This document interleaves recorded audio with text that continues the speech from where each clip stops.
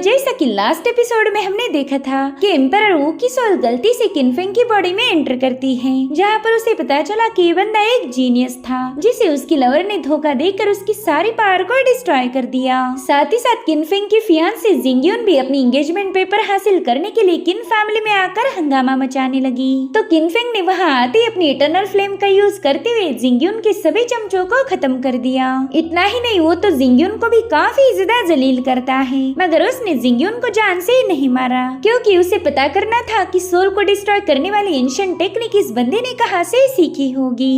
अब आगे तो इस एपिसोड की शुरुआत उसे सीन से होती जहाँ पर जिंगयुन जलील होकर वापस जा रही थी। तभी किनफेंग ने उसे आवाज देकर रोक लिया। ओके तो जिंगयुन, तुम तो एंगेजमेंट पेपर्स को कलेक्ट करने यहाँ आई थी ना, फिर तुम इन पेपर्स को भूल कैसे सकती हो यार। जो सुनते ही जिंगयुन खुश हो जाती है। वो कह रही थी क्या सच में तुम ये पेपर्स मुझे दे रहे हो, जिस पर किनफेंग कहता है पगली ये तो बस एक मामूली सा पेपर है, भला इसे तुम्हें देने में मुझे क्या ही दिक्कत होने वाली है, चलो ये लो तुम्हारे पेपर्स और मजे करो। जिंगयुन तो ये सुनकर काफी ज्यादा हैरान थी, उसे समझ नहीं आ रहा था कि ये बंदा इतनी आसानी से मान कैसे गया।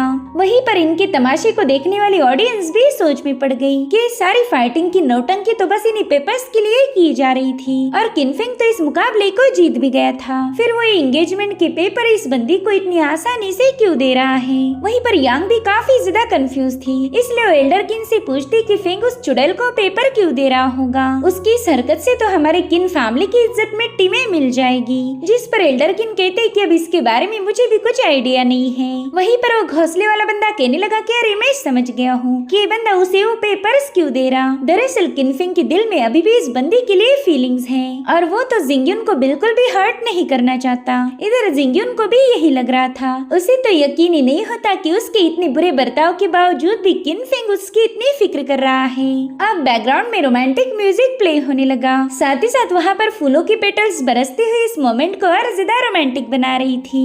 वहीं पर जिंगयुन भी अब अपना हाथ आगे बढ़ाते हुए उन पेपर्स को कलेक्ट करने वाली थी कि तभी किनफेंग कहते ना ऐसे फ्री में तो ये पेपर्स तुम्हें नहीं मिलने वाले, चलो अब जल्दी से 5000 टेल्स मेरे हवाले कर दो। जो सुनकर तो जिंगयुन काफी ज्यादा शॉक हो जाती है। वो कह रही थी क्या कहा तुमने, क्या तुम इस पेपर को बेचना चाहती हो, हद हो गई यार। वहीं पर तमाशा देखने वाली ऑडियंस भी छत से नीचे पटक गई थी। वो घोंसले वाला बंदा कहता है यार सिर्फ 5000 टेल्स में ये बंदा एंगेजमेंट के पेपर्स बेच रहा है, उतने पैसे तो मैं मोमोज खाने में उड़ा देता हूँ। एल्डर किन भी उसकी इस हरकत से थोड़े से परेशान थे, तो किनफेंग उनसे कहता है कि ग्रैंडफादर आप बिल्कुल टेंशन नहीं लो, मैं यहाँ पर एक फायदे की डील करने जा रहा हूँ। जिसके बाद वो जिंगयुन से कहने लगा कि बताओ क्या है तुम्हारे पास 5000 टेल्स, अगर अफोर्ड कर सकती हो तो ये पेपर तुम्हारा हो जाएगा। जिस पर जिंगयुन कहती हाँ जैसे मैंने सोचा था, तुम वाकई एक घटिया किस्म के बंदे हो। 5000 टेल्स जितनी छोटी अमाउंट मांग के तो तुमने अपनी औकात दिखा दी। जिसके बाद 10,000 टेल उसके मुंह पर मारते हुए कहने लगी कि इनमें से 5000 पेपर के है और बचे हुए 5000 में तुम चॉकलेट खा लेना। तो किनफेंग जल्दी से छलांग लगाते हुए 10,000 टेल्स को पकड़ लेता है। साथ ही साथ किनफेंग ने जिंगयुन को पेपर भी दे दिया था, जिसे लेकर वो तुरंत ही वहाँ से निकल पड़ी। मगर वो दिल में ही कहती है कि पेपर तो मुझे मिल गया, अब रही बात आज की बेइज्जती की तो मैं इससे जल्द ही हिसाब बराबर कर लूंगी। इस बेवकूफ को तो पता ही नहीं किसने किससे पंगा लिया है। और तभी उसे किनफेंग की आवाज आई। वो कह रहा था कह रहे तुम्हें मैंने जो पेपर दिया है वो तो बस एक प्रपोजल लेटर था, अभी भी मेरे पास कुछ और भी पेपर्स बाकी हैं। देखो इनमें है wedding confirmation paper, commitment paper, trial marriage papers, celebration paper. वो इतने सारे पेपर्स के नाम बता रहा था कि जो कि यहाँ के शादीशुदा लोगों ने भी कभी सुने नहीं होंगे। किनफेंग कहता है कि सारे पेपर्स में तुम्हें 1,50,000 टेल्स में बेचना चाहता हूँ। देखो ये तुम्हारी जैसे रईस घर की लड़की के लिए बिल्कुल भी बड़ी अमाउंट नहीं है। जो सुनकर जिंगयुन काफी ज्यादा भड़क गई। वो कह रही थी कि तुम तो मुझे चूना लगा रहे हो, तुमने तो मुझे लूटने के लिए हर एक पेपर का अलग अलग दाम लगाया है। जिस पर किनफेंग कहता है कि कल तक तुम मेरी जानेमन थी, इसलिए मैं इन सारे पेपर्स पर तुम्हें 15% डिस्काउंट देता हूँ, ताकि हम दोनों का प्यार भरा रिश्ता कभी खराब ना हो। अगर सभी पेपर्स पर मैं अलग अलग डिस्काउंट दूँ तो तुम्हारा काफी ज्यादा फायदा होगा। जिसके बाद वो ढेर सारा कैलकुलेशन करते हुए उसे एक फाइनल अमाउंट बताता है, जो कि थी 1,00,000 टेल्स। तो जिंगयुन ने भी गुस्सा होकर 1,00,000 का चेक उसके मुंह पे मार दिया। वो कह रही थी कि वैसे तो लूटने का काम लड़कियां करती हैं, लेकिन मैं तुमसे इससे ज्यादा उम्मीद तो नहीं कर सकती। मगर किनफेंग पर तो उसकी बातों का कोई असर नहीं होता। वो कहता है मैं आपने साबित कर कर दिया कि आप काफी ज्यादा जनरस हो, ये लो अभी सारे पेपर्स तुम्हारे हो गए। तो जिंगयुन तुरंत ही वो पेपर्स उससे छीन कर वहाँ से जाने लगती है। मगर उसी वक्त किनफेंग ने एक बार फिर से उसे आवाज लगाई। वो कहता है सॉरी हाँ, लेकिन आजकल मेरी मेमोरी ठीक से काम नहीं कर रही। लेकिन जिंगयुन तो उस पर बहुत ज्यादा भड़क गई थी। वो कहती किनफेंग अब तुम लिमिट क्रॉस कर रहे हो, अगर अब तुमने मुझसे और पैसे मांगे तो हमारी दोनों फैमिलीज में जंग छिड़ जाएगी। जिस पर किनफेंग कहते तुम बिल्कुल टेंशन मत लो क्योंकि ये पेपर तुम्हें फ्री में मिलेगा। दरअसल ये था डियर जेन लेटर। ये लेटर्स वॉर टाइम में अक्सर औरतें यूज किया करती थी अपने हस्बैंड या फिर लवर से रिश्ता तोड़ने के लिए, और ऐसा ही सेम लेटर किनफेंग ने भी यूज किया,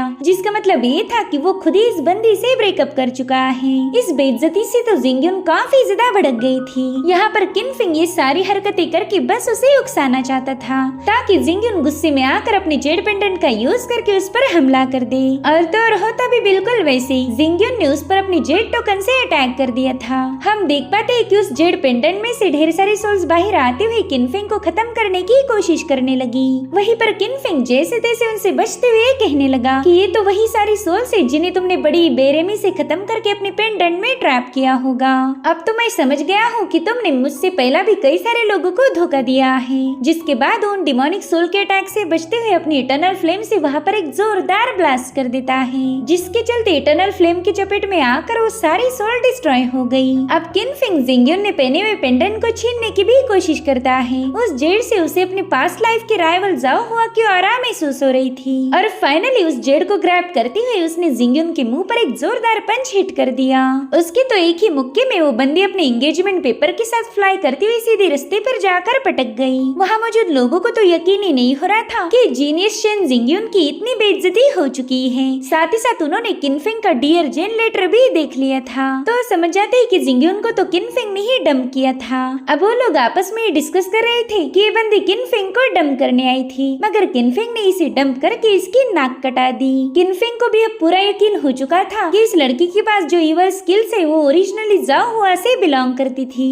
अब उसे बस इतना पता करना है कि 10,000 सालों के बाद ये पेंडेंट यहाँ पर कैसे पहुँच गया। वहीं पर जिंगयुन जलील हालत में कहने लगी कि किनफेंग मैं जरूर से तुमसे रिवेंज लूंगी, जिसके बाद वो जैसे तैसे अपना मुंह छुपा के वहाँ से भाग जाती है। वहीं पर जिंगयुन भी अचानक से नीचे गिर गया। वो कहता है यार सबसे पहला तो मुझे इस बॉडी को सही से कल्टीवेट करना होगा, अगर जरा भी पावर्स यूज करो तो इसकी हालत खराब होती है। वहीं पर एल्डर किन भी जल्दी से आकर उसे संभालने लगे, तो किनफेंग उनसे कह रहा था कि मुझे मेरी बॉडी में काफी अजीब महसूस हो रहा है, मेरी सोल अभी अभी रिकवर्ड हुई थी, तो उस लड़की के अटैक की वजह से मैं और ज्यादा कमजोर हो चुका हूँ। मेरे ख्याल से मुझे बस पावरफुल एलिक्सर ही हील कर सकते हैं। जिस पर एल्डर कहने लगे कि तुम उनकी फिक्र बिल्कुल मत करो, मैं अभी के अभी तुम्हारे लिए मटेरियल अरेंज कर देता हूँ। अब थोड़ी देर में किनफेंग के सामने ढेर सारे एलिक्सर्स रख दिए गए, मगर किन फैमिली के एलिक्सर उसकी कल्टीवेशन को इम्प्रूव करने के लिए काफी नहीं थे। वहीं पर किनफेंग को मेरिडियंस कल्टीवेशन लिक्विड की रेसिपी मिल जाती है, मगर ये रेसिपी किनफेंग को पावरफुल बनाने के लिए काफी नहीं थी, उसे तो कुछ रेयर आइटम्स की जरूरत पड़ेगी। इसलिए वो टियानशुई टाउन के ऑक्शन हाउस में जाने का डिसाइड करता है। वो ऑक्शन हाउस तो अपने रेयर मटेरियल के लिए फेमस था, इसलिए वहाँ पर उसे काम की चीजें मिल सकती है।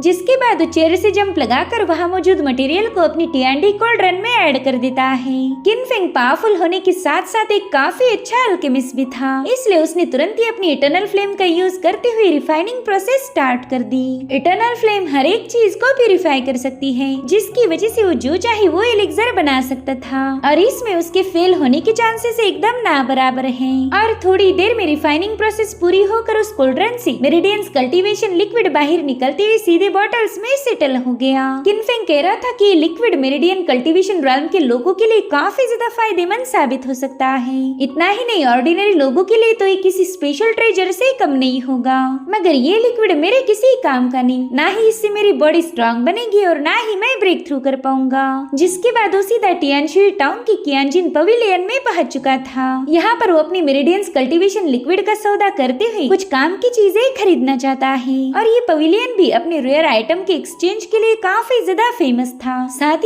ही कियानजिन पवेलियन पूरे एम्पायर का सबसे लार्जेस्ट ट्रेड सेंटर भी है। तो किनफेंग को पूरा यकीन था कि उसके बनाए हुए मेरिडियन कल्टीवेशन लिक्विड की उसे काफी अच्छी कीमत मिलेगी। एक तो वो यहाँ से ढेर सारे स्पिरिचुअल स्टोन ले सकता था, या फिर वो किसी कल्टीवेशन रिसोर्सेज को हासिल करके इस लिक्विड को एक्सचेंज कर सकता है। अब वहाँ पर वो देखता है कि कई सारे लोग दूर दूर से यहाँ आए हैं ताकि उन्हें स्पेशल हर्ब्स और एलिक्सर मिल जाए। तभी किनफेंग जोर से चिल्लाकर पूछने लगा कि क्या कोई मुझे बताएगा यहाँ का बॉस कौन है। दरअसल मैं उसके साथ एक फायदे की डील करना चाहता हूँ। मेरे पास बहुत ही रेयर आइटम से बना हुआ लिक्विड है जिसे कंज्यूम करते ही कोई भी इंस्टेंटली ब्रेक थ्रू कर पाएगा। उसके इस अनाउंसमेंट ने सभी लोगों का ध्यान उसकी तरफ खींच लिया था, मगर उन्हें किनफेंग पर यकीन नहीं होता। वो कह रहे थे कि ऐसी जादुई मेडिसिन तो कियानजिन पवेलियन के भी पास नहीं है जिसका यूज करके कोई भी इंस्टेंट ब्रेक थ्रू कर ले, और ना ही इतना स्पेशल एलिक्सर कोई रिफाइन कर सकता है। तो जरूर से ये बंदा हम लोगों को उल्लू बना रहा होगा। अब वहाँ पर हम एक मिस्टीरियस पर्सन को देख पाते हैं जो कि किनफेंग से कहने लगा कि तुमने अभी अभी प्री सेलेस्टियल रन पर ब्रेक थ्रू किया है, जिससे ये बात साबित होती है कि तुम कोई जीनियस नहीं, लेकिन फिर भी तुमने इस पवेलियन में आकर झूठ बोलने की हिम्मत की है।